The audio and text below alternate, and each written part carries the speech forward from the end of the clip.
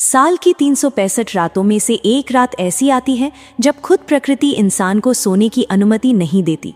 लेकिन 90% हिंदू आज भी नहीं जानते कि महाशिवरात्रि वास्तव में क्यों मनाई जाती है। हमें बस यही बताया गया कि ये शिव पार्वती के विवाह की रात है, जबकि सच्चाई इससे कहीं ज्यादा गहरी और रहस्यमयी है। महाशिवरात्रि की उस रात जूनागढ़ के मृगी कुंड में हजारों नागा साधु डुबकी लगाते हैं, लेकिन कुछ साधु ऐसे भी होते हैं जो पानी में उतरने के बाद कभी बाहर नहीं आते। आखिर इस कुंड में ऐसा क्या है जिसे आज तक हमसे छिपाया गया? महाशिवरात्रि की रात ग्रह और नक्षत्र एक ऐसी कतार में होते हैं कि अगर आप एक छोटा सा काम कर लें तो अपने मस्तिष्क की क्षमताओं को कई गुना बढ़ा सकते हैं। और सबसे बड़ा सवाल, भगवान शिव जो सब कुछ स्वीकार करते हैं, लेकिन उनकी पूजा में पवित्र शंख बजाना और खुशबूदार केतकी का फूल चढ़ाना क्यों वर्जित है? पौराणिक कथाओं, अनसुलझे रहस्यों और गहरे विज्ञान के इन सभी सवालों को आज हम इस वीडियो में डिकोड करेंगे। महाशिवरात्रि की शुरुआत आखिर कब हुई? इसे जानने के लिए हमें समय के चक्र को पीछे घुमाकर उस पौराणिक दौर में जाना होगा जब सृष्टि के रचयिता ब्रह्मा और पालनकर्ता विष्णु के बीच एक भीषण युद्ध छिड़ गया था। शिव पुराण के 7वें और 8वें अध्याय के अनुसार एक बार ब्रह्मा जी और भगवान विष्णु के बीच इस बात को लेकर बहस छिड़ गई कि दोनों में श्रेष्ठ कौन है। विवाद इतना गहरा गया कि सुलझने का नाम ही नहीं ले रहा था। देखते ही देखते ये बहस एक विकराल युद्ध में बदल गई और तीनों लोग उस क्रोध की अग्नि में धूं-धूं कर जलने लगे। दो देव इस बात पर अड़े थे कि ब्रह्मांड में सबसे महान और शक्तिशाली कौन है, सृष्टि की रचना करने वाले ब्रह्मा या सृष्टि का पालन करने वाले विष्णु। इस भीषण विवाद को शांत करने के लिए दोनों ने महादेव की स्तुति की। तभी अचानक शून्य से एक दिव्य प्रकाश स्तंभ प्रकट हुआ जिसका न कोई आदि था और न ही कोई अंत। ये अनंत ज्योतिर्लिंग इतना तेजस्वी था कि इसने पूरे ब्रह्मांड को अपनी रोशनी से भर दिया। उसी क्षण महादेव की आकाशवाणी गूंजी, जो भी इस प्रकाश स्तंभ के छोर तक पहुंच जाएगा वही सबसे महान कहलाएगा। चुनौती स्वीकार कर भगवान विष्णु ने बराह रूप धारण किया और स्तंभ की जड़ खोजने पाताल की ओर बढ़ गए। वहीं ब्रह्मा जी हंस का रूप लेकर शिखर की तलाश में आकाश की ऊंचाइयों में उड़ चले। हजारों वर्षों की निरंतर यात्रा के बाद भी विष्णु जी को उस स्तंभ का कोई अंत नहीं मिला। वे सत्य को समझ गए कि ये प्रकाश स्वयं महादेव का अनंत स्वरूप है। उन्होंने अपनी हार स्वीकार की और पूरी विनम्रता के साथ शिव को नमन किया। लेकिन दूसरी ओर ब्रह्मा जी अहंकार के वश में थे। उन्होंने एक चाल चली और केतकी के फूल को साक्षी बनाकर ये झूठ कह दिया कि उन्होंने स्तंभ का शिखर देख लिया है। ब्रह्मा जी के इस छल को देख महादेव स्वयं प्रकट हुए और अत्यंत क्रोधित होकर बोले, ब्रह्मा, तुमने अहंकार में आकर असत्य का सहारा लिया है, इसलिए इस संसार में तुम्हारी कभी पूजा नहीं होगी। लेकिन महादेव केवल ब्रह्मा जी पर ही क्रोधित नहीं हुए थे। उन्होंने उस केतकी के फूल को भी हमेशा के लिए अपनी पूजा से वर्जित कर दिया, जिसने ब्रह्मा के असत्य में उनका साथ दिया था। पर क्या आप जानते हैं, महादेव की पूजा में केवल केतकी ही नहीं बल्कि एक और पवित्र चीज वर्जित है, और वो है शंख। जहां भगवान विष्णु की पूजा बिना शंख के अधूरी है, वहीं महादेव की पूजा में इसे बजाना वर्जित माना जाता है। इसके पीछे की पौराणिक कथा के अनुसार महादेव ने शंख चोर नाम के एक अत्याचारी असुर का वध किया था और शंख को उसी असुर का प्रतीक माना गया है। यही कारण है कि शिवजी के अभिषेक में कभी भी शंख का प्रयोग नहीं किया जाता। भगवान विष्णु की सत्यनिष्ठा और भक्ति से प्रसन्न होकर शिव ने उन्हें आशीर्वाद दिया और कहा, तुम ही सृष्टि के पालनकर्ता बने रहोगे। इसके बाद भगवान शिव ने घोषणा की, मैं अनादि अनंत और अविनाशी हूँ। उन्होंने अपने उस अनंत ज्योतिर्लिंग का एक अंश पृथ्वी पर स्थापित किया, जो आज काशी विश्वनाथ ज्योतिर्लिंग के नाम से जाना जाता है। ये वो पावन स्थान है जो सृष्टि के प्रारंभ से लेकर अंत तक अविनाशी रहेगा। पुराणों के अनुसार ये घटना फाल्गुन मास के कृष्ण पक्ष की चतुर्दशी को हुई थी। इसी कारण से महाशिवरात्रि को भगवान शिव के निराकार से साकार रूप में प्रकट होने के उत्सव के रूप में मनाया जाता है। दोस्तों, अगर आपको भोलेनाथ पर सच्चा भरोसा है तो कमेंट में हर हर महादेव जरूर लिखिए और वीडियो को लाइक कर दीजिए। चलिए अब आगे बढ़ते हैं। जिस महादेव ने अपनी अनंत शक्ति दिखाई, जिन्होंने ब्रह्मांड को अपने प्रकाश से भरा, वही महादेव कितने दयालु और त्यागी हैं, ये देखने के लिए हमें जाना होगा समुद्र मंथन की उस रात में, जब पूरी सृष्टि विनाश के कगार पर थी और महादेव ने एक ऐसा काम किया जो आज तक कोई नहीं भूला। बहुत समय पहले देवता और असुर अमृत पाने के लिए क्षीर सागर का मंथन करने का निर्णय लिया। विशाल मंदराचल पर्वत को मथनी बनाया गया और महाशक्तिशाली वासुकी नाग को रस्सी की तरह लपेटा गया। एक तरफ देवता उसे खींच रहे थे, दूसरी तरफ असुर पूरी ताकत से खींच रहे थे। समुद्र में भयंकर उथल पुथल मच गई। लहरें इतनी ऊंची उठी कि आकाश को छूने लगी। पूरा ब्रह्मांड इस महान मंथन को देख रहा था। मंथन चलता रहा। सबकी निगाहें समुद्र पर टिकी थीं। अमृत कब निकलेगा? लेकिन अमृत से पहले कुछ और निकला। एक भयानक काला धुआं उगलता हुआ द्रव्य, हलाहल विष, कालकूट, इतना घातक, इतना भीषण कि उसकी एक बूंद पूरी सृष्टि को नष्ट कर सकती थी। विष की लपटें चारों ओर फैलने लगीं, दसों दिशाएं जलने लगीं, हवा में जहर घुलने लगा, सांस लेना मुश्किल हो गया। देवता और असुर जो अभी अभी अमृत के लिए लड़ रहे थे, अब अपनी जान बचाने के लिए भागने लगे। सृष्टि का दम घुटने लगा, पेड़ पौधे मुरझा गए, नदियां सूखने लगीं, पक्षी आकाश से गिरने लगे, जीव जंतु तड़पने लगे। पूरी सृष्टि विनाश के कगार पर थी। जब कोई उपाय नहीं बचा तो सभी देवता और असुर एक साथ कैलाश पर्वत की ओर दौड़े। भगवान शिव अपनी समाधि में शांत बैठे थे। उन्हें इस उथल पुथल का कोई भान नहीं था। देवताओं ने हाथ जोड़कर गिड़गिड़ाते हुए प्रार्थना की, हे महादेव, हे त्रिलोकीनाथ, हमें बचाइए। ये हलाहल विष सब कुछ नष्ट कर देगा। आप ही हमारी आखिरी आशा हैं। अगर आपने नहीं बचाया तो सृष्टि भस्म हो जाएगी। शिव ने धीरे से आंखें खोली। उन्होंने उस भयानक कालकूट विष को देखा जो चारों ओर तबाही मचा रहा था। फिर उन्होंने घबराए हुए देवताओं को देखा, तड़पती हुई सृष्टि को देखा। फिर शांत स्वर में बोले, सृष्टि की रक्षा करना मेरा धर्म है। इस विष को मैं स्वीकार करता हूँ। शिव ने उस हलाहल विष को अपनी अंजलि में लिया और पी गए, लेकिन उन्होंने उसे अपने कंठ से नीचे नहीं उतरने दिया। वो विष उनके गले में ही रुक गया और देखते ही देखते उनका कंठ नीला पड़ गया। उसी पल संसार को बचाने वाले महादेव नीलकंठ कहलाए। विष इतना तीव्र था कि शिव का शरीर आग की तरह तपने लगा। उन्हें इस जलन से राहत दिलाने और शीतलता प्रदान करने के लिए सभी देवताओं ने उन पर पवित्र नदियों का शीतल जल और दूध चढ़ाना शुरू किया। यहीं से शिवलिंग पर जल और दूध चढ़ाने की परंपरा शुरू हुई। लेकिन विष की गर्मी इतनी प्रचंड थी कि सिर्फ जल से काम नहीं चल रहा था। देवताओं और ऋषियों ने प्रकृति की शरण ली। उन्होंने आयुर्वेद का ज्ञान खंगाला। उन्हें पता चला कि भांग, जिसे विजया भी कहते हैं, एक शक्तिशाली शीतल औषधि है। ये शरीर के भीतरी तापमान को कम करती है, नसों को शांत करती है और दर्द को दूर करती है। देवताओं ने शिव को भांग और धतूरा अर्पित किया। ये दोनों औषधियां विष की गर्मी और प्रभाव को कम करने में मदद करने लगी। पर खतरा अभी टला नहीं था। विष इतना शक्तिशाली था कि अगर शिव बेहोश हो गए या सो गए तो उनका नियंत्रण छूट सकता था। इसलिए देवताओं ने एक और उपाय किया। उन्होंने पूरी रात जागकर शिव की स्तुति करने का संकल्प लिया। पूरी रात देवता, ऋषि, मुनि, गंधर्व सब जागते रहे, भजन गाए, मंत्र जपे, डमरू बजाया, नृत्य किया, शिव की महिमा का गुणगान करते रहे। शिव को जगाए रखने के लिए, उनकी रक्षा के लिए, सृष्टि को बचाने के लिए सब ने मिलकर रात भर जागरण किया। वही पावन रात महाशिवरात्रि बनी। आज भी हर साल भक्त उस महान बलिदान को याद करते हैं और रात भर जागते हैं, शिवलिंग पर जल चढ़ाते हैं ताकि महादेव का नीला कंठ शीतल रहे। भांग, धतूरा, बेलपत्र अर्पित करते हैं और मंत्र जपते हैं। महादेव ने विषपान करके सृष्टि को तो बचा लिया, पर शक्ति के बिना शिव तो बस शव मात्र थे। और इसी संतुलन को लाने के लिए आइए जानते हैं एक ऐसी प्रेम कहानी जो युगों युगों तक याद रही। एक बार राजा दक्ष ने भगवान शिव का अपमान किया तो माता सती ये सहन नहीं कर पाईं और उन्होंने यज्ञ की अग्नि में कूदकर अपने प्राण त्याग दिए। सती के अग्नि में समा जाने के बाद शिव का हृदय चूर चूर हो गया, पर उनकी आंखों में आंसू नहीं थे, बस एक गहरा अथाह वैराग्य था। वे कैलाश की सबसे ऊंची चोटी पर चले गए और समाधि में लीन हो गए। इतनी गहरी समाधि कि लगा जैसे शिव अब इस संसार के नहीं रहे। ना हलचल, ना कोई प्रतिक्रिया। वे बर्फ की तरह जम गए, पत्थर की तरह स्थिर हो गए। शक्ति के बिना शिव तो बस शव मात्र थे और इसका असर पूरी सृष्टि पर पड़ने लगा। ब्रह्मांड का संतुलन डगमगाने लगा। ठीक इसी समय तारकासुर नामक एक क्रूर असुर का आतंक बढ़ता गया। उसे वरदान मिला था कि उसकी मृत्यु केवल शिव के पुत्र के हाथों होगी, पर शिव तो समाधि में थे, ना विवाह की संभावना, ना संतान की। देवता घबरा गए। शिव को जगाना अब जरूरी हो गया था।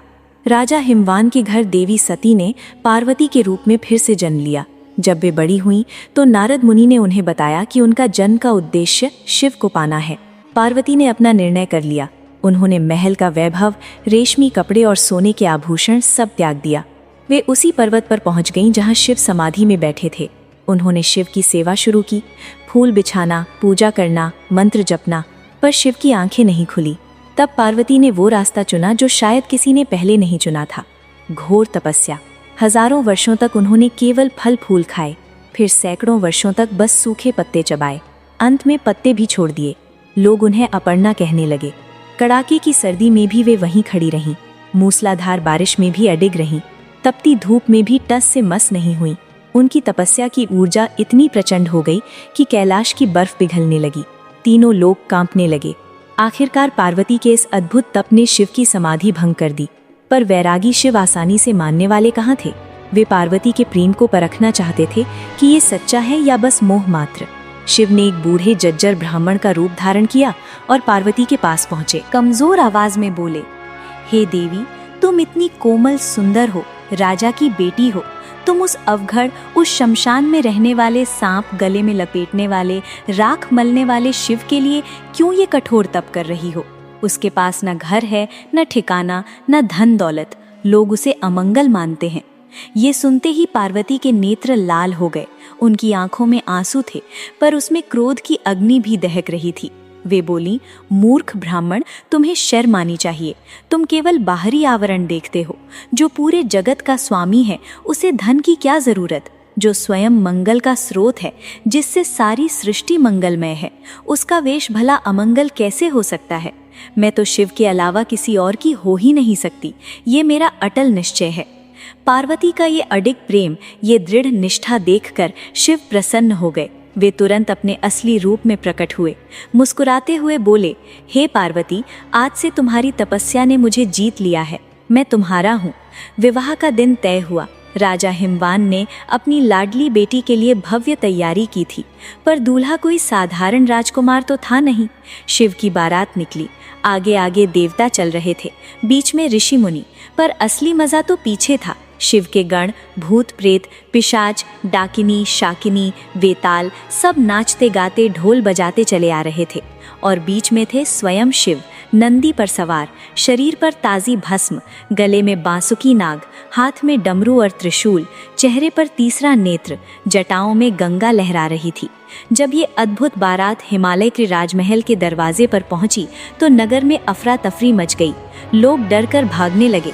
पार्वती की माता रानी मैना ने जब शिव का ये भयानक रूप देखा तो वे बेहोश हो गईं। होश आने पर वे चिल्लाईं, नहीं, मैं अपनी नाजुक बेटी का हाथ इस भयानक अघोरी को नहीं दूंगी। देवताओं ने घबराकर शिवजी से विनती की कि वे कोई सुंदर रूप धारण करें। माता पार्वती ने भी प्रेम से अनुरोध किया कि अपनी सांस के भय को दूर करें, और तब शिव ने एक चमत्कार किया। पल भर में वो डरावना औघड़ रूप बदल गया। अब सामने खड़े थे चंद्रशेखर, संसार के सबसे सुंदर पुरुष।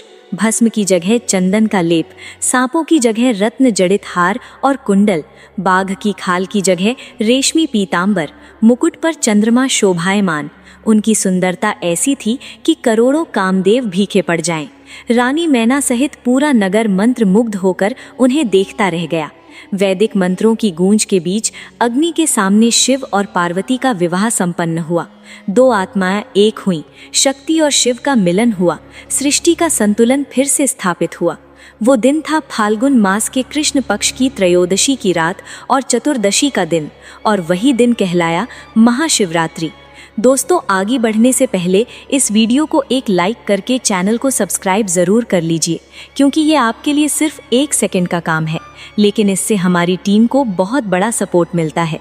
एक तरफ पूरी दुनिया शिव के विवाह का उत्सव मना रही है, ढोल और नगाड़ों की गूंज है, लेकिन इसी शोर से दूर गुजरात के गिरनार पर्वत के घने अंधेरे में कुछ और ही घट रहा है। एक ऐसा रहस्य जो आम इंसान की समझ से परे है। गिरनार पर्वत की तलहटी में स्थित है मृगी कुंड। महाशिवरात्रि की आधी रात को यहाँ एक ऐसी घटना घटती है जिसके आगे विज्ञान भी झुक जाता है। हजारों नागा साधु अपने अखाड़ों से निकलकर मृगी कुंड की तरफ दौड़ते हैं। इसे रवेड़ी कहते हैं, लेकिन ये कोई साधारण स्नान नहीं है। स्थानीय लोग और चश्मदीद दावा करते हैं कि इस कुंड में डुबकी लगाने वाले कुछ साधु कभी बाहर नहीं आते। वे पानी में उतरते हैं और हमेशा के लिए गायब हो जाते हैं। आखिर कहाँ जाते हैं वे? क्या ये कुंड पाताल लोक का रास्ता है या गिरनार की गुप्त गुफाओं का द्वार? किंवदंती तो ये भी है कि महाभारत के अमर पात्र अश्वत्थामा आज भी अदृश्य रूप में सबसे पहले इसी कुंड में स्नान करते हैं। हजारों की भीड़, गहरा पानी और रहस्यमयी ढंग से गायब होते साधु। मृगी कुंड का ये रहस्य आज भी विज्ञान के लिए एक चुनौती बना हुआ है। गिरनार के ये रहस्य बताते हैं कि महादेव को पाना कठिन साधना का मार्ग है, लेकिन क्या कलयुग में एक साधारण मनुष्य के लिए शिव को पाना असंभव है? इसका जवाब हमें मिलेगा महाशिवरात्रि के अंतिम और सबसे सरल अध्याय में, जो हमें एक शिकारी के जीवन में ले जाता है। एक घने जंगल के पास चित्रभानु नाम का एक शिकारी रहता था। वो रोज जंगल में जाकर शिकार करता और उससे अपने परिवार का पेट पालता था। जीवन कठिन था और एक दिन उसे एक साहूकार से कर्ज लेना पड़ा, पर किस्मत ने साथ नहीं दिया और समय पर कर्ज चुका नहीं पाया। साहूकार को गुस्सा आ गया। उसने चित्रभानु को पकड़कर शिव मठ में बंदी बना लिया। उस दिन संयोग से शिवरात्रि थी। दिन भर मठ में बैठे बैठे चित्रभानु ने भक्तों को भगवान शिव की कथाएं सुनाते सुना। चतुर्दशी की शाम को उसने शिवरात्रि व्रत की महिमा भी सुनी। मन में कहीं ना कहीं वे बातें बैठ गईं। शाम ढलते ही साहूकार ने उसे बुलाया और उनसे पूछा, कर्ज कब चुकाओगे? कल तक। मुझे मौका दीजिए, सारा कर्ज लौटा दूंगा। साहूकार ने उसे छोड़ दिया। चित्रभानु घर ना जाकर सीधा जंगल की ओर चल पड़ा। पूरा दिन मठ में बंदी था, इसलिए ना कुछ खाया और ना पिया था। भूख प्यास से बेहाल वो शिकार पर निकल गया। दिन भर भटकता रहा पर कोई शिकार हाथ नहीं लगा। अंधेरा गिरने लगा तो उसे एहसास हुआ कि अब रात जंगल में ही बितानी होगी। एक तालाब के किनारे उसे एक घना बेल का पेड़ दिखा। सुरक्षा के लिए वो पेड़ पर चढ़ गया।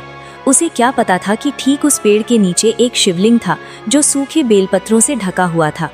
पेड़ की डाल पर बैठने के लिए जगह बनाते हुए उसने कुछ टहनियां तोड़ी। वे टहनियां और बेलपत्र नीचे गिरे और शिवलिंग पर जा पड़े। अनजाने में उसका उपवास भी हो गया और शिवलिंग पर बेलपत्र भी चढ़ गए। रात का पहला प्रहर बीत रहा था, तभी एक गर्भवती हिरणी पानी पीने के लिए तालाब पर आई। चित्रभानु की आंखें चमक उठीं। उसने चुपचाप धनुष उठाया और तीर चढ़ाया। प्रत्यंचा खींचने ही वाला था कि हिरणी की आवाज सुनाई दी, ठहरिए शिकारी, मैं गर्भवती हूँ, कुछ ही दिनों में माँ बनने वाली हूँ। एक साथ दो जाने लेना पाप है, मुझे जाने दीजिए। मैं अपने बच्चे को जन्म देकर वापस आ जाऊंगी, फिर आप मुझे मार सकते हैं। चित्रभानु ने कुछ पल सोचा और धीरे से अपना धनुष नीचे कर लिया। देखते ही देखते हिरणी झाड़ियों में ओझर हो गई। इसी बीच अनजाने में कुछ बेलपत्र टूटकर नीचे शिवलिंग पर जा गिरे और पहले प्रहर की पूजा संपन्न हो गई। थोड़ी ही देर बाद एक और हिरणी वहां आ पहुंची। चित्रभानु का चेहरा खिल उठा। ये मौका हाथ से नहीं जाने देना। उसने तुरंत तीर साधा। तभी हिरणी ने विनती की, हे शिकारी, मैं अभी अभी ऋतु से मुक्त हुई हूँ, अपने पति से मिलने की चाह में भटक रही हूँ, मुझे उनसे मिल लेने दीजिए, फिर मैं लौट आऊंगी, वचन देती हूँ। 2 बार शिकार हाथ से निकल जाने पर चित्रभानु का मन गहरी निराशा और उदासी से भर गया। फिर भी उसने उस दूसरी हिरणी को भी जाने दिया। इस हलचल में एक बार फिर कुछ बेलपत्र अनजाने में शिवलिंग पर जा गिरे और दूसरे प्रहर की पूजा भी संपन्न हो गई। रात अब आधी से ज्यादा बीत चुकी थी। तभी एक और हिरणी अपने नन्हे बच्चों के साथ वहां पहुंची। चित्रभानु के लिए ये एक सुनहरा अवसर था।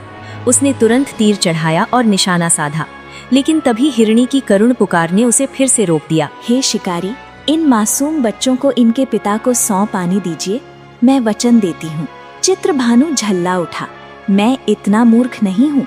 2 बार शिकार गवा चुका हूँ, मेरे बच्चे भूखे होंगे, मुझे भी परिवार पालना है। तभी हिरणी ने ममता भरे स्वर में कहा, जैसी ममता आपको अपने बच्चों से है, वैसी ही मुझे भी है। मेरा विश्वास कीजिए, मैं वापस आऊंगी। उसकी आंखों के आंसू देख चित्रभानु का कठोर दिल पिघल गया। हताशा और भूख से बेहाल होकर वो अनजाने में बेलपत्र तोड़ तोड़ कर नीचे फेंकता रहा। इसी बीच तीसरे प्रहर की पूजा भी संपन्न हो गई कि तभी एक हष्ट-पुष्ट मृग वहां आया। चित्रभानु ने ठान लिया, अब तो इसे नहीं छोड़ना। उसने प्रत्यंचा खींची। मृग ने निर्भय होकर कहा, हे शिकारी, यदि तुमने मुझसे पहले आई मेरी पत्नियों और बच्चों को मार दिया है तो मुझे भी मारने में देर मत करो। मैं उनके वियोग में जी नहीं सकता, पर यदि तुमने उन्हें जीवन दान दिया है तो मुझे भी कुछ पल दे दो, मैं उनसे मिलकर स्वयं तुम्हारे पास आ जाऊंगा। चित्रभानु की आंखों के सामने पूरी रात का दृश्य घूम गया। उसने मृग को सारी बात बता दी। मृग ने कहा, मेरी पत्नियां वचनबद्ध हैं, अगर मैं नहीं गया तो वे अपना धर्म कैसे निभाएंगी? जैसे आपने उन पर भरोसा किया, मुझ पर भी कीजिए। चित्रभानु ने उसे भी जाने दिया। सुबह की पहली किरण के साथ अनजाने में ही सही उसका रात्रि जागरण, उपवास और शिवलिंग पर बेलपत्र चढ़ने से शिवरात्रि का व्रत पूरा हो चुका था। और फिर वो चमत्कार हुआ। उस अनजाने पुण्य का असर तत्काल दिखा। चित्रभानु का हिंसक मन एकदम शांत हो गया। उसके भीतर करुणा और प्रेम की धारा बह निकली। उसे लगा मानो महादेव स्वयं उसके हृदय में उतर आए हों। कुछ ही पल बीते थे कि वो पूरा मृग परिवार अपने वचन का पक्का बनकर चित्रभानु के सामने आ खड़ा हुआ। वे सब अपनी जान देने को तैयार थे। जंगली पशुओं की ये सत्यनिष्ठा, इतना प्रेम और त्याग देखकर चित्रभानु की आंखें भर आईं। उसने अपना धनुष सदा के लिए नीचे रख दिया।